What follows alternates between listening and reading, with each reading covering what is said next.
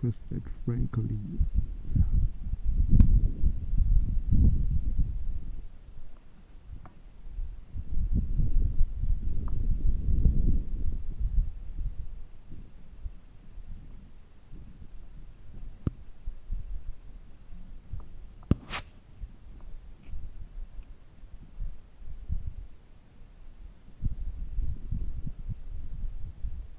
These we don't hunt.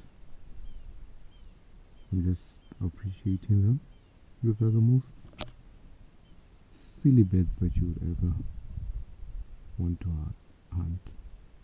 If they were in the bird's license, you would easily shoot about 4 or all of them basically,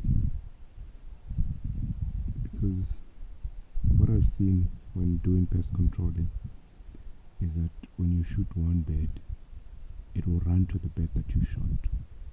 So you can string 5-6 shots and it wouldn't run away. Even if you miss, it will just duck down a bit and it won't run away. It takes it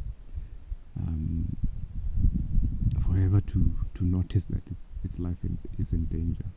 So yeah, so it's not in our Botswana birds hunting license.